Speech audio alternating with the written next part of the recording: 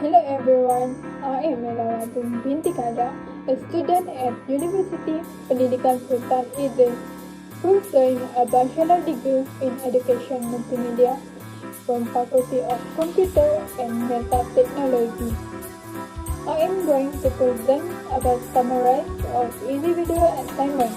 They divide into 5 topics, which are Topic 1, Cyber Harassment, Topic 2, Steps to obtain the appropriate intellectual property IP protection. Topic 3, Surveillance. Topic 4, Computer reliability. And last one, Topic 5, Principle of Professional Ethics for a software engineer that develops the Mas Pujaka mobile app.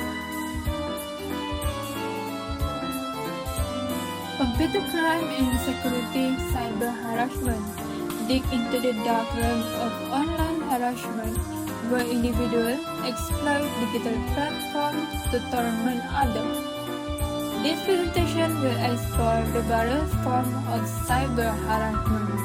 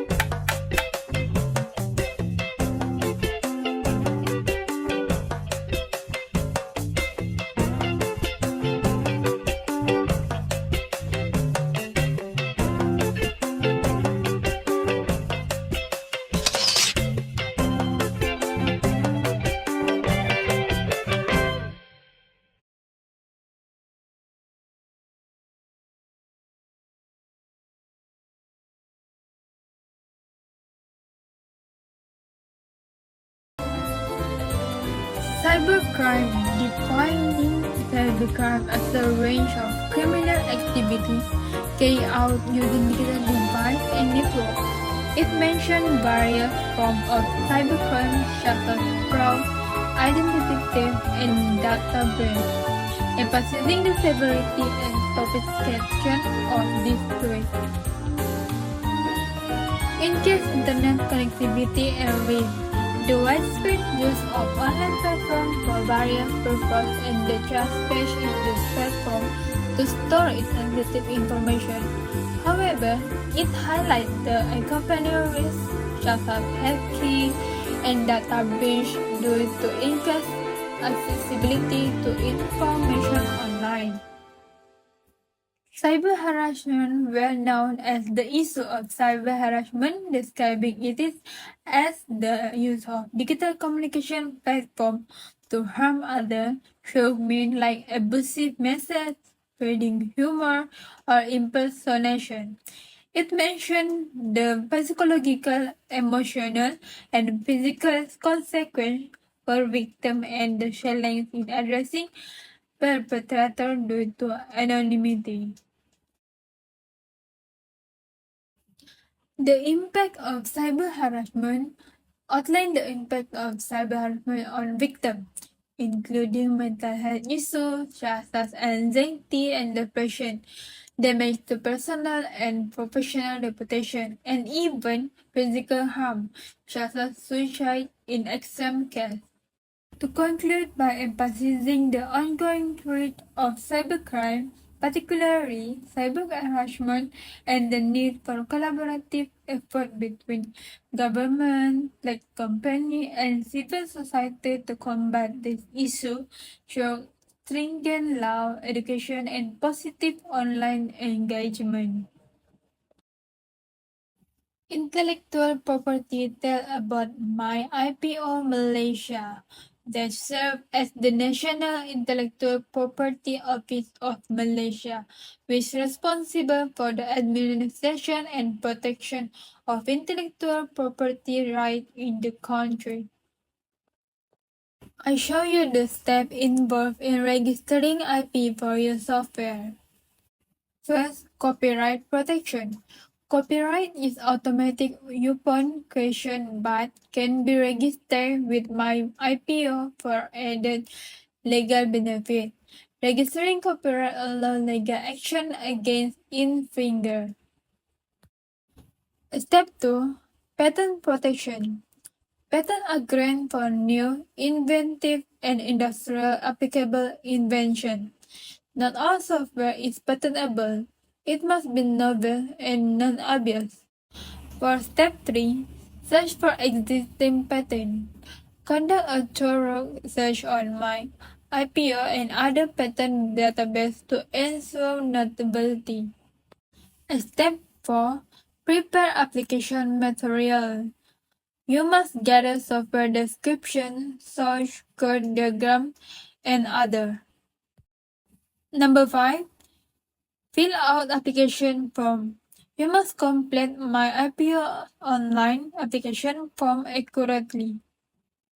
Number 6, submit application. Submit the application on my IPO website and pay required fee. Number 7, review and examination. My IPO conducts substantive examination for patent application. The last step is to make decision and registration. My IPO issue decision on registration, granting legal protection and exclusive right. Let's discover what is surveillance. Surveillance refers to the monitoring of behavior, individual, group, many activity, or environment for the purpose to gather information, manage influence, or protect them. This includes observation from a distance by means of electronic equipment such as closed-circuit television, CCTV, or interception of electronically transmit information like internet traffic. There are 5 types of surveillance.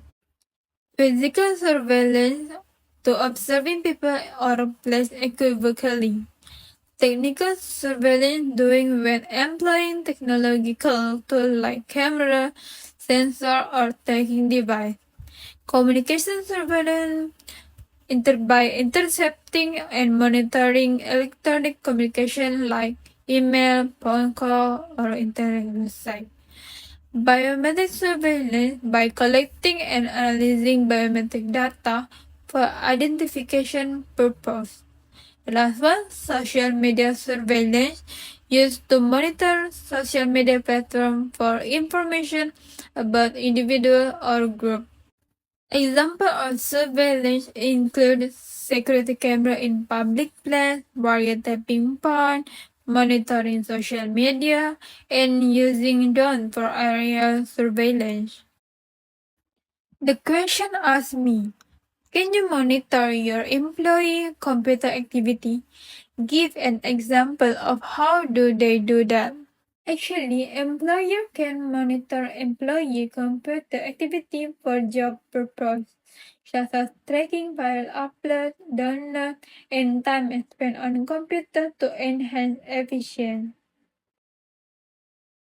Does the government spy on its citizens? Give an example of how they do that. I think that the government does spy on its citizens to protect citizens from criminal activity, to gather information when necessary, to influence people from not doing unpleasant things in public, and to prevent crime. For example, the collection of data from telecommunication companies, as some governments have law or regulation that require telecommunication company, internet service provider, or other entity to collect and retain data on their user communication or online activity. This data can then be accessed by government agencies for surveillance purposes. How is surveillance an ethical issue? Actually, surveillance entails closely observing someone with a specific purpose in mind. It differs from casual observation. Surveillance is not discriminate as it targets specific individual or group for particular reason. It is not limited to visual monitoring, either it can involve listening in one conversation, for phone books, or using specialist equipment to gather information. The surveillance ethical issues surrounding surveillance technology underscore the need for responsibility approach to its development. We know that surveillance technology continues to evolve. It is significant for us to prioritize privacy, diversity, transparency, and accountability to ensure a more secure and respectful environment. To balance security and privacy, we can harness the potential of surveillance technology while safeguarding individual rights and dignity. What steps can you take to block or prevent public or government surveillance? Well, blocking or prevent public or government surveillance may be a priority for several reasons, as individuals have a right to privacy. Thus, we can take steps to do so, such as employing best practice by following cybersecurity best practices, such as frequent password change, two-factor authentication, and continuous monitoring of networking activity. Next, encrypt data. By encrypting data, both in transit and at rest, to make it more difficult for government to access without considerable effort. Lastly, understanding the importance of data security to let us be aware of any irregularity. Computer reliability. Reliability is an attitude of any computer-related component such as software, hardware, or a network that consistently performs according to its specification. It has long been considered one of three related attributes that must be considered when making, buying, or using a computer product or component. The importance of reliability in computer system is to consistent performance which ensure that in minimizing and avoiding disruption in operation. Also, to keep the data integrity which a reliable system maintain data integrity by preventing data loss and preserving accuracy of stored information. My opinion about the mobile phone reliability between the era of Nokia or BlackBerry versus the current time that use Android or Apple mobile phone. In my perspective, there are slight difference in mobile phone reliability between the era of Nokia or BlackBerry versus the current time that use Android or Apple mobile phone that drastically evolved significantly over the years, and each era has its own strength and weakness at their time. Back then, in Nokia era, Nokia brand was famous for its durability as they were built with sturdy construction that could stand drop, spill, and even being run over by a car in some cases, and focus on functions like call, text, email, and fever function. For Android and Apple, more sophisticated operating systems with a vast array of features and capability were updated with performance, security, and stability, but offers sleek design and less in durability, as been created using glass and metal, so easily exposed to damage when dropped. Professional ethics. I would like to describe the professional code of ethics of a software engineer who developed the My Sejahtera and mobile apps on 8 principles: identify moral, responsible relationship, but based on selected 4 principles, which are public, client, and employer, product, and judgment. There are 4 principles of professional code of ethics of a software engineer who developed the My Sejahtera mobile apps on the 8 principles: identify moral responsibility relationship. First, public.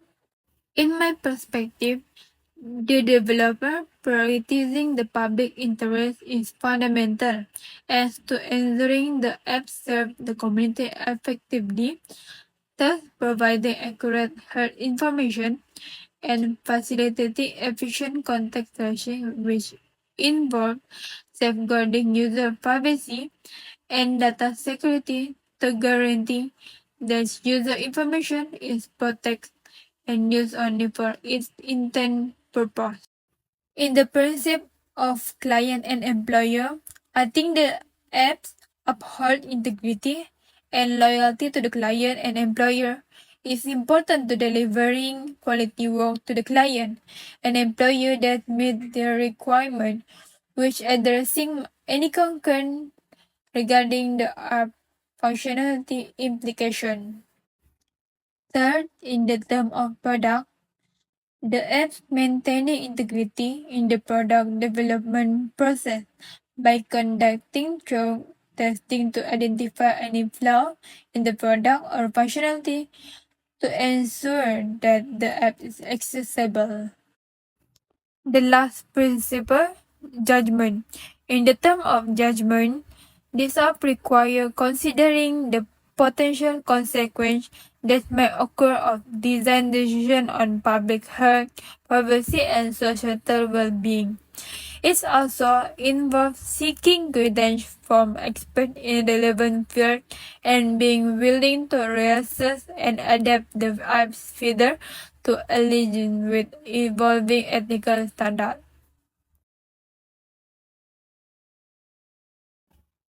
Thank you. That's all from me.